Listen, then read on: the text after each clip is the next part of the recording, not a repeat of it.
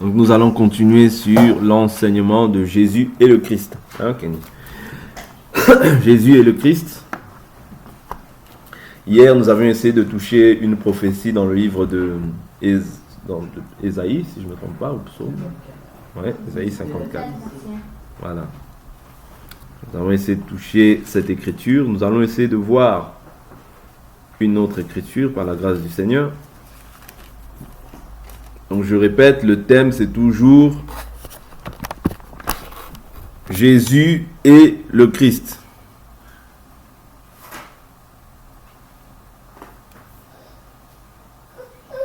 Jésus et le Christ. Donc là je crois que nous sommes à la 16e partie.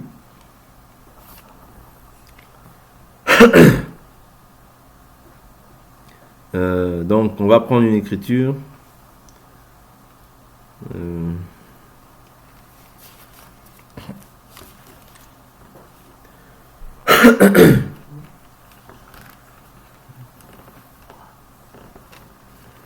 On va prendre dans le livre,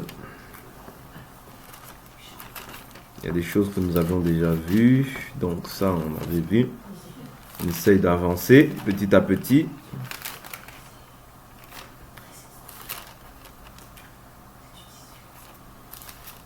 On va essayer de prendre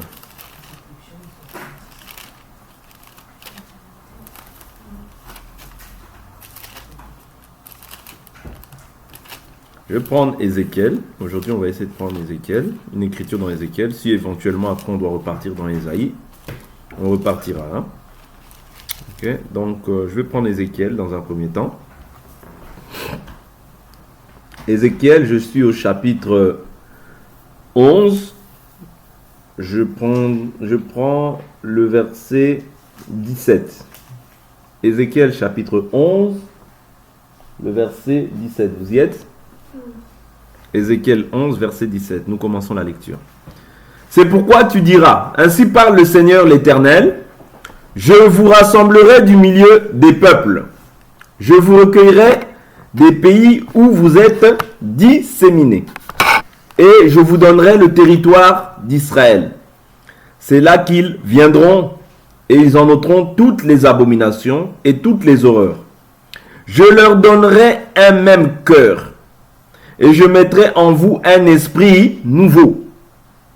J'ôterai de leur chair le cœur de pierre, et je leur donnerai un cœur de chair, afin qu'ils suivent mes prescriptions, et qu'ils observent et pratiquent mes ordonnances.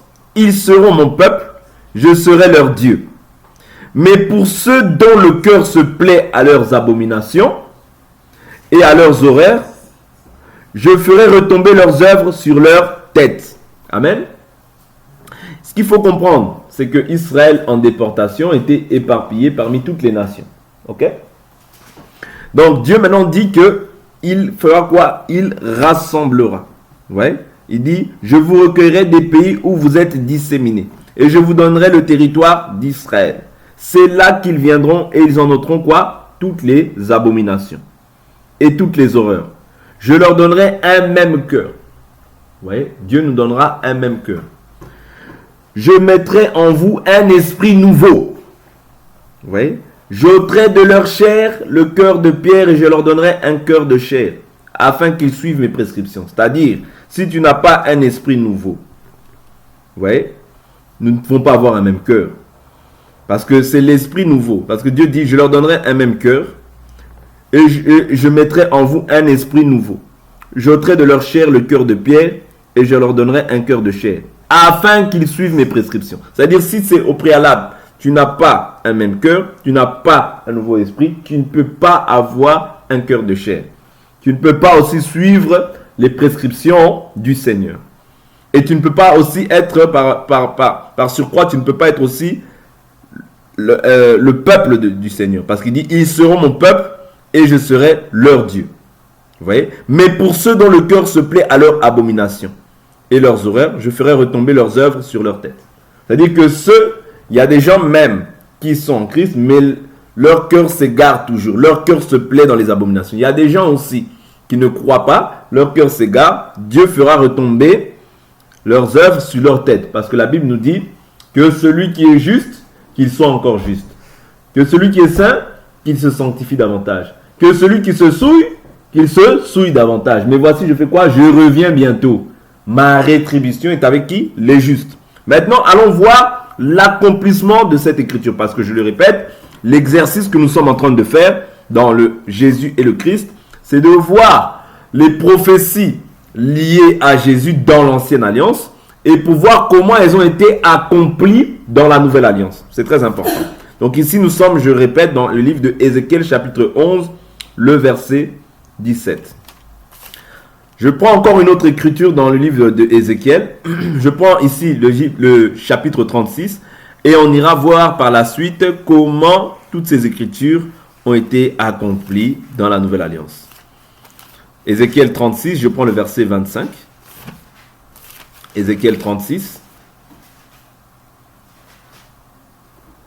Il dit à peu près la même chose que ce que nous avons vu. Ézéchiel 36, je prends le verset 26. Oui. Voilà, 24.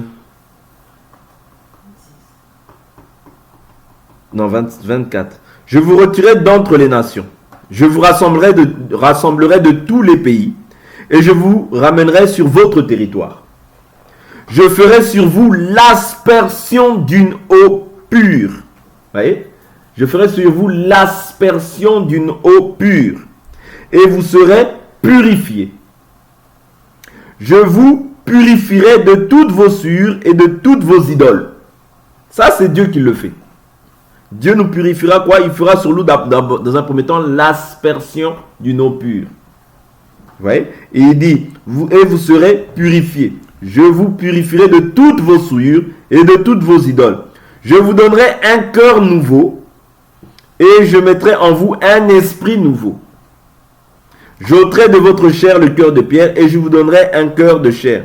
Je mettrai mon esprit en vous et je ferai que vous suiviez mes prescriptions et que vous observiez et pratiquiez mes ordonnances. Vous habiterez le pays que j'ai donné à vos pères. Vous serez mon peuple et je serai votre Dieu. Vous voyez ici, c'est la même chose que nous avons vu dans Ézéchiel chapitre 11. Mais ici, je continue. Je vous sauverai de toutes, verset 29, je vous sauverai de toutes vos souillures, j'appellerai le blé et je multiplierai. Je ne vous enverrai plus la famine.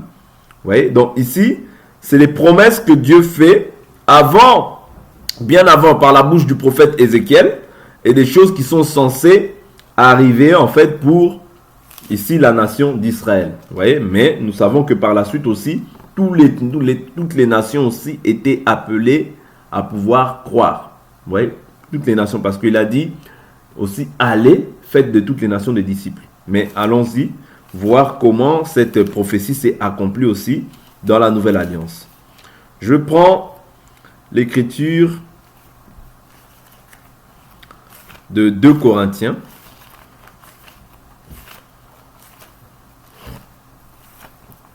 Avant 2 Corinthiens, on peut prendre même Jean chapitre 6. Parce que nous allons voir verset par verset ce qui a été dit. Jean chapitre 6. Dans un premier temps, il dit, c'est dans Ézéchiel chapitre 11, il dit, je leur donnerai un même cœur. Ok. Ça, c'est dans le livre de 2 Corinthiens chapitre 3. Et dans le livre de 2 Corinthiens chapitre 3, il dit, donc 2 Corinthiens chapitre 3, verset 3. Je prends même le verset 2. Vous êtes notre lettre, écrite dans nos cœurs, connue et lue de tous les hommes. Vous êtes manifestement une lettre de Christ, écrite par notre ministère, non avec de l'encre, mais avec l'esprit du Dieu vivant. Non sur des tables de pierre, mais sur des tables de chair sur vos cœurs. Vous voyez, les tables de chair ici, en réalité, c'est nos cœurs, sur lesquels Dieu écrit maintenant sa parole.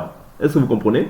Parce que dans la loi, c'était des tables de pierre que Moïse, sur lesquelles Dieu avait écrit.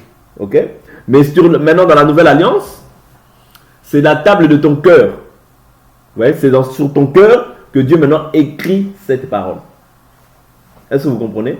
Là, ici, on voit déjà l'accomplissement de l'écriture de Ézéchiel chapitre 11, Ézéchiel chapitre 36. Dans un premier, il a dit, je mettrai en vous maintenant un esprit nouveau. Ok. Un esprit nouveau. Ici, nous voyons toujours dans 2 Corinthiens chapitre 3. 2 Corinthiens chapitre 3. Je prends le verset... le verset 7.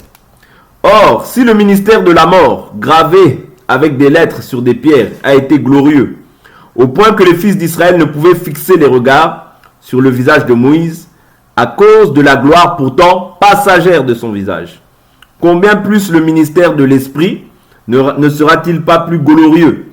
Si le ministère de la condamnation a été glorieux, à bien plus forte raison, le ministère de la justice est supérieur en gloire. Vous voyez? Donc ici, nous sommes dans le ministère maintenant de l'Esprit, et non plus dans le ministère de la condamnation, ou bien le ministère de la loi.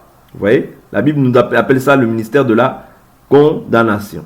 Donc je saute, je vais aussi au verset 17, ou au verset... je prends le verset 17, oui, la Bible nous dit, « Or le Seigneur c'est l'Esprit, et là où est l'Esprit du Seigneur, là est la liberté. Nous tous qui le visage dévoilé, reflétons comme un miroir la gloire du Seigneur, nous sommes transformés en la même image de gloire en gloire, comme par le Seigneur l'Esprit. » Vous voyez? C'est-à-dire quand tu regardes au Seigneur, ouais, nous sommes maintenant transformés. Ouais, en la même image que le Fils. Voilà pourquoi la Bible nous dit tel il est, tel nous sommes. Vous comprenez? Vous voyez? De gloire en gloire, comme par le Seigneur l'Esprit. Or, le Seigneur aujourd'hui, c'est sa parole. Vous voyez? Donc ici, il nous avait dit, je mettrai en vous un esprit nouveau. L'esprit nouveau, c'est l'Esprit de Dieu. Vous voyez, qui met en nous. Ok? Je suis en train d'évoluer. J'ôterai de leur chair le cœur de pierre, ça nous l'avons vu. Et je leur donnerai un cœur de chair, ça nous l'avons vu. Afin qu'ils suivent mes prescriptions.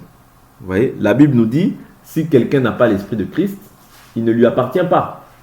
Vous voyez, comment est-ce que tu peux suivre les prescriptions? C'est parce que au préalable, tu as reçu maintenant l'esprit de Christ. Vous voyez, tu ne peux pas pratiquer la parole si tu n'as pas l'esprit de Dieu. Vous voyez, parce que suivre les prescriptions de Dieu, ce n'est pas par une volonté humaine que tu peux suivre les commandements de Dieu, mais c'est par la volonté de Dieu. Romains chapitre 8, prenons cette écriture qui va nous aider. Israël, je vous dis toujours, pourquoi est-ce qu'il péchait? Il péchait parce qu'en eux, ils n'avaient pas la possibilité de pouvoir pratiquer la loi. Voilà pourquoi Paul dit, sans loi je vivais. Mais quand la loi est venue, le péché a fait quoi? A pris vie. Vous voyez? La loi est sainte, juste et bonne, mais moi je suis charnel, vendu au péché. Est-ce que vous comprenez? Ça veut dire que quelqu'un qui marche par la chair ne peut pas pratiquer la loi de Dieu. C'est impossible. Parce que la chair ne se soumet pas aux choses de Dieu. Elle en est même incapable. Vous comprenez? Donc c'est ça que Paul est en train de relater. Il dit, sans loi je vivais. Mais quand la loi est venue, le péché a pris vie. C'est ce qui se passe aussi en nous. Mais nous, qu'est-ce qui nous permet de pouvoir surmonter ces choses-là? C'est l'Esprit de Dieu. Ce n'est pas par tes propres efforts. Si tu mets la gloire sur tes propres efforts, tu vas t'achoper, tu vas tomber. Et je vous ai toujours dit, même quand il y a une loi, parce qu'il y a toujours des lois en Christ. Ce n'est pas parce que nous sommes en Christ qu'il n'y a plus de loi. Non, il y a toujours des lois. Mais ces lois-là, nous devons toujours les prendre par la foi. Parce que si tu les prends par la chair, tu ne pratiqueras pas la parole. Tu ne pratiqueras pas. C'est-à-dire cette chose-là, elle va te sembler lourde. Or, la Bible nous dit que mon joug est léger. Vous voyez? Mon joug est léger. C'est-à-dire le joug de Dieu n'est pas lourd en réalité. Mais quand tu prends ça, quand tu abordes les lois de Dieu par la chair, c'est là où ça devient lourd pour toi. C'est là où quand on va te dire fais ça, comme tu veux marcher par la chair, eh ben, tu vas percevoir ça comme une loi. Tu vas percevoir ça comme si on veut t'imposer des choses. Non, or c'est pas qu'on veut t'imposer, c'est simplement qu'on veut te rappeler ce que la Bible dit, afin que tu marches conformément et que tu sois agréable à Dieu. Parce qu'il n'y a aucune gloire qui revient à l'homme, mais la gloire revient à Dieu quand nous marchons correctement selon sa parole. Vous comprenez? Donc ici, Romains chapitre 8 nous dit que car Romains 8, verset 5. En effet, ceux qui vivent selon la chair ont les tendances de la chair, tandis que ceux qui vivent selon l'esprit ont celles de l'esprit. Avoir les tendances de la chair, c'est la mort. Avoir celles de l'esprit, c'est la vie et la paix. Vous voyez? Les tendances de la chair, c'est la mort. Voilà pourquoi, pour observer les prescriptions de Dieu, il faut au préalable avoir l'Esprit de Dieu. Sans l'Esprit de Dieu, tu ne peux pas le servir. Voilà pourquoi même les apôtres, tant qu'ils n'avaient pas l'Esprit de Dieu, ils ne pouvaient pas servir Dieu. Pierre, devant une servante qui l'accusait, il a renié Jésus. Mais lorsque le Saint-Esprit est venu et qu'il y avait la foule, il a commencé à prêcher Jésus. Vous comprenez? Parce que sans l'Esprit de Dieu, tu ne peux pas le servir. Pas possible. Devant les sacrificateurs, vous voyez, il a prêché. Il a dit, est-il convenable, jugez-en vous-même, est-il convenable d'obéir aux hommes plutôt qu'à Dieu? Mais devant une servante, il a fui. Pourquoi? Parce qu'il n'avait pas l'Esprit de Dieu en lui. Il avait Dieu, Jésus avec nous, parce que Jésus était parmi le peuple, mais il n'était pas en eux. Voilà pourquoi Jésus dit à Pierre, quand tu seras converti, affermis tes frères. Pierre n'était pas encore converti. Vous voyez? Donc, pour servir Dieu, il faut avoir au préalable l'Esprit de Dieu. Sans l'Esprit de Dieu, tu ne peux pas le servir. Donc, la Bible nous dit, afin qu'ils suivent mes prescriptions et qu'ils observent et pratiquent mes ordonnances. Ils seront mon peuple. Ah, quand tu reçois maintenant l'Esprit de Dieu, tu deviens aussi le peuple de Dieu, enfant de Dieu. Vous voyez? Je prends l'écriture. La Bible nous dit dans le livre de Jean, chapitre 1, à tous ceux qui l'ont reçu, à tous ceux qui croient en son nom, la parole leur a donné le pouvoir de devenir comment? Enfants de Dieu. Vous voyez? Jean chapitre 1, verset 12. Mais à tous ceux qui l'ont reçu, elle a donné le pouvoir de devenir enfants de Dieu. À ceux qui croient en son nom. Vous voyez? Donc croire au nom de qui? Au nom de Jésus-Christ. Et qui sont nés non du sang ni de la volonté de la chair, ni de la volonté de l'homme, mais de Dieu. Vous voyez? C'est-à-dire quand tu es né de Dieu, tu es d'office maintenant enfant de Dieu. Peuple de Dieu. Vous voyez? Habitation de Dieu en esprit. Vous voyez? Toutes ces choses-là sont synonymes. C'est-à-dire toutes ces choses-là, elles s'accomplissent maintenant dans ta vie. Tu es le temple de Dieu. L'habitation de Dieu en esprit. Vous voyez? Enfant de Dieu. Vous voyez? Donc toutes ces choses-là, membres du corps du Christ. Toutes ces choses-là veulent simplement dire que maintenant tu appartiens à Dieu. Est-ce que vous comprenez? Voilà pourquoi quand tu appartiens à Dieu, tu ne marches pas comme tu veux. Tu marches maintenant comme Dieu veut. Parce que maintenant tu as été racheté. Ouais. Quand tu ne marches pas comme un racheté, ça veut dire que tu es encore esclave. Or l'esclave ne demeure pas dans la maison. Mais le fils demeure. Est-ce que vous comprenez? L'esclave ne demeure pas. Parce que l'esclave c'est celui qui fait sa volonté. Mais le fils c'est celui qui fait la volonté de Dieu. Souvenez-vous, je vous dis toujours que Jésus a été exaucé à cause de sa piété. Vous voyez? Je prends l'écriture. Colossiens.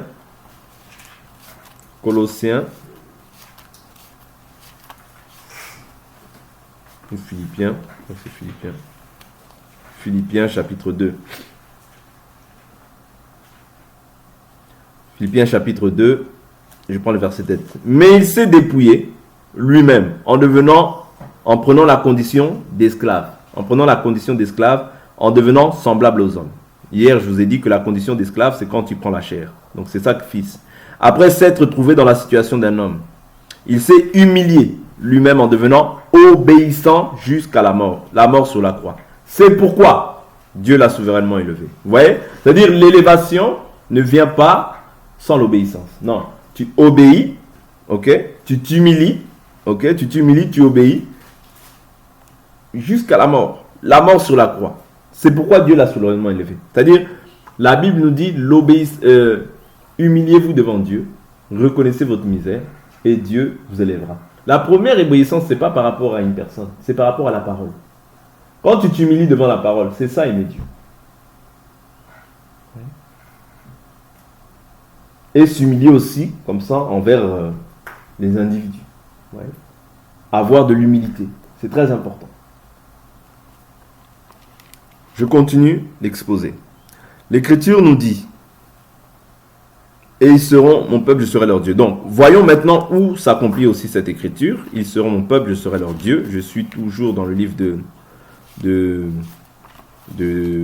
Corinthiens. Je crois que je suis dans 2 Corinthiens là. 2 Corinthiens 6. 2 Corinthiens 6, verset 14, je crois. 2 Corinthiens 6, 14. Voilà. 2 Corinthiens 6, je prends au verset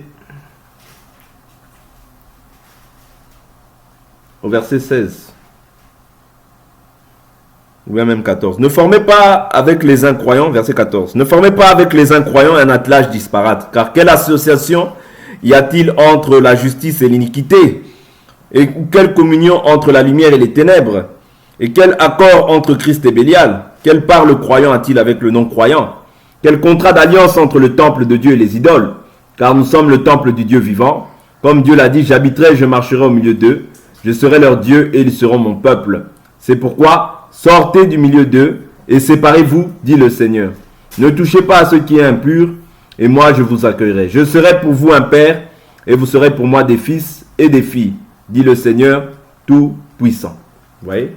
Ici, la Bible dit que sortez du milieu d'eux, ne touchez pas à ce qui est impur, séparez-vous, dit le Seigneur, et je vous accueillerai. Je serai pour vous un père, et vous serez pour moi des fils et des filles, dit le Seigneur Dieu Tout-Puissant. Je prends encore une autre écriture qui parle aussi à peu près de la même chose dans le livre d'Apocalypse. Apocalypse, je suis dans le verset chapitre 18.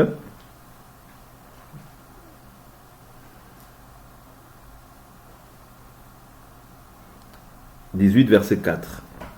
Et j'ai entendu du ciel une autre voix. Sortez du milieu d'eux, mon peuple, afin de ne point participer à ses péchés et de ne pas recevoir votre part de ses plaies. Vous voyez? Donc là, Dieu confirme que nous sommes son peuple. Ok? Nous sommes son peuple. Donc nous voyons que cette écriture que nous avons vue dans le livre de Ézéchiel, s'accomplit aussi en Christ. Donc nous sommes son peuple quand nous recevons son esprit. Nous avons un cœur nouveau. Nous serons maintenant, la Bible nous dit, vous serez lavés d'une eau pure. Quelle est cette eau pure? Ici dans le livre de Ézéchiel chapitre 36, il dit que vous serez lavés d'une eau pure. Prenons encore cette écriture rapidement. Prenons cette écriture. Je vous retirerai d'entre les nations, je vous rassemblerai de tous les pays, je vous ramènerai sur votre territoire. Je ferai sur vous l'aspersion d'une eau pure et vous serez purifiés. Et je vous purifierai de toutes vos souillures et de toutes vos idoles. Je prends une écriture. Allons dans le livre de 1 Corinthiens, chapitre 6, si je ne m'abuse. 1 Corinthiens, chapitre... Je vais voir le chapitre 6. Je crois que c'est chapitre 6, voilà. 1 Corinthiens, chapitre 6. Je prends le verset...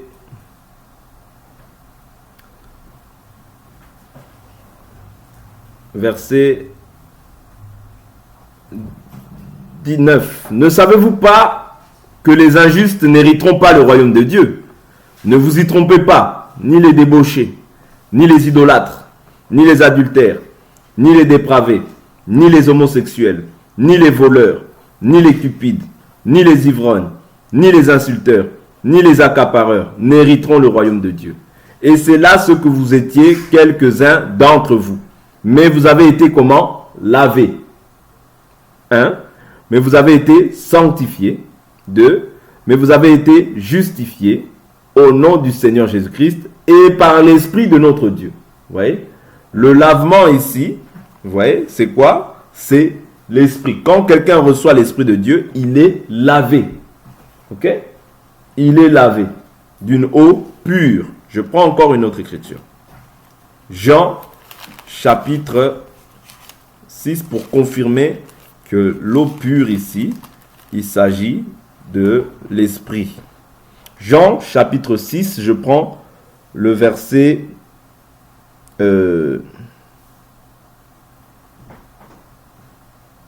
Jean chapitre 6, je prends le verset 37. Le dernier jour, le grand jour de la fête, Jésus debout s'écria: si quelqu'un a soif, qu'il vienne à moi et qu'il boive. Celui qui croit en moi, des fleuves d'eau vive couleront de son sein. Comme dit l'Écriture, il dit cela de l'Esprit qu'allaient recevoir ceux qui croiraient en lui. Car l'Esprit n'était pas encore donné, parce que Jésus n'avait pas encore été glorifié. Vous voyez? Donc, je prends une dernière écriture qui me vient à l'esprit. Actes des Apôtres, chapitre... Actes des Apôtres. Actes des Apôtres.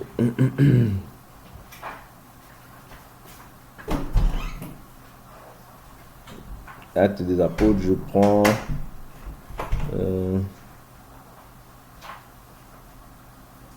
Ananias parti lorsqu'il va poser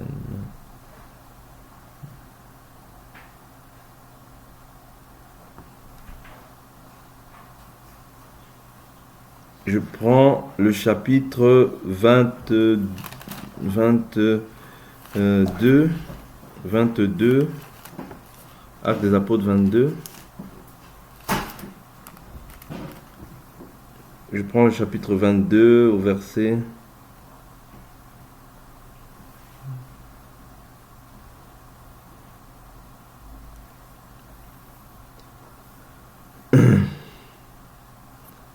Actes des Apôtres, chapitre 22, à partir du verset 12. Or, un certain Ananias, homme pieux selon la loi, et de qui tous les Juifs de Damas rendaient un bon témoignage, vint se présenter à moi et me dit, Saul, mon frère, recouvre la vue. À l'heure même, je recouvrai la vue et je le vis. Il dit, le Dieu de nos pères t'a destiné à connaître sa volonté, à voir le juste, et entendre les paroles de sa bouche, car tu seras témoin devant tous les hommes de ce que tu as vu et entendu. Et maintenant, pourquoi tardes-tu? Lève-toi, sois baptisé et lavé de tes péchés en invoquant son nom. Sois baptisé et lavé de tes péchés en invoquant son nom. Or, dans le livre d'Ézéchiel, qu'est-ce qu'il nous avait dit? Dans le livre d'Ézéchiel, chapitre 36, lorsqu'on voit, il nous a dit quoi? Ézéchiel 36, il nous dit,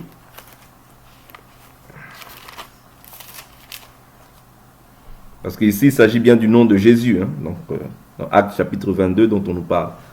Or il dit quoi? Je ferai, Ézéchiel chapitre 36 verset 25, il dit, je ferai sur vous l'aspersion d'une eau pure et vous serez purifiés. Je vous purifierai de toutes vos souillures et de toutes vos idoles. Vous voyez? De toutes vos souillures et de toutes vos idoles. Ok? Or là, lorsque nous voyons dans le livre de Actes 22, il dit, lève-toi et sois baptisé et lavé de tes péchés. C'est-à-dire quand tu es baptisé, ok? Le baptême, c'est pour le pardon des péchés. Vous voyez? Mais ça n'enlève pas la souillure du corps. Est-ce que vous comprenez? Mais le pardon, c'est pour le baptême des péchés. Le pardon des péchés. Est-ce que vous comprenez? Je peux prendre encore une écriture qui parle, c'est pour le pardon des péchés.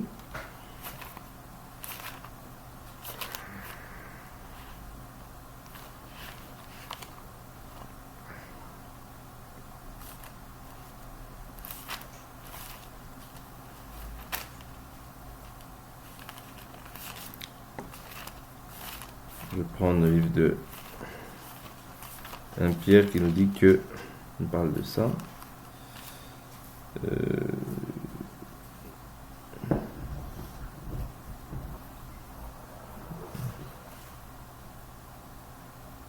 Voilà. Je vais prendre Romains 6 et on va s'arrêter là. C'est la dernière écriture. Romains 6, je crois. Romains 6. Romains 6.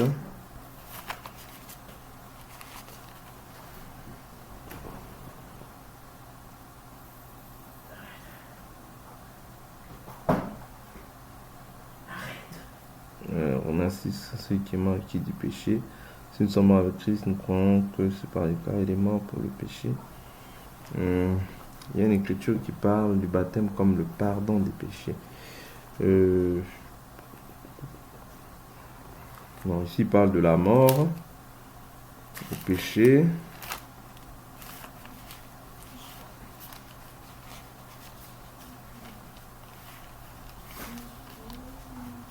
Je crois que c'est Actes des Apôtres. Actes des Apôtres. Oui, Actes des Apôtres, chapitre 2. Veuillez m'excuser, je me suis trompé. Actes des Apôtres, chapitre 2, verset... Actes des Apôtres, chapitre 2. Voilà. Actes des Apôtres, chapitre 2. Je prends le verset 38. Pierre leur dit, « Repentez-vous et que chacun de vous soit baptisé au nom de Jésus-Christ pour le pardon de vos péchés. » Vous voyez ? Et vous recevrez le don du Saint-Esprit. Car la promesse est pour vous, pour vos enfants et pour tous ceux qui sont au loin, en aussi grand nombre que le Seigneur notre Dieu les appellera. Vous voyez ? Donc le baptême, nous voyons bien que c'est pour le pardon des péchés.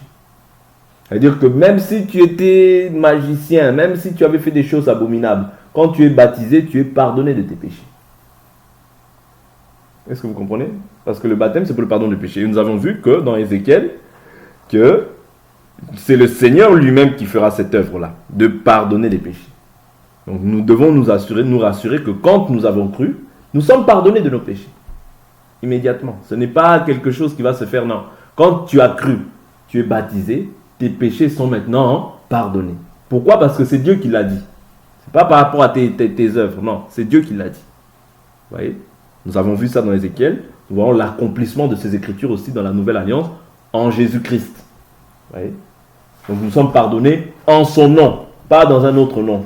Si tu es baptisé au nom du Père, du Fils et du Saint-Esprit, tu n'es pas encore pardonné de tes péchés. Pourquoi ? Parce qu'il y a un nom. Tu vois, le nom que nous ne devons pas négliger, c'est le nom de Jésus-Christ. Donc tu ne peux pas être baptisé au nom de Kimbangu ou en un autre nom et croire que tu es pardonné. Non. La Bible nous dit, soyez baptisés au nom de Jésus-Christ pour le pardon de vos péchés. Oui. Donc si tu es baptisé autrement que le modèle qui a été posé, tu n'es pas pardonné. Le pardon, c'est dans le nom de Jésus-Christ. C'est très important. Donc, on va s'arrêter là pour aujourd'hui.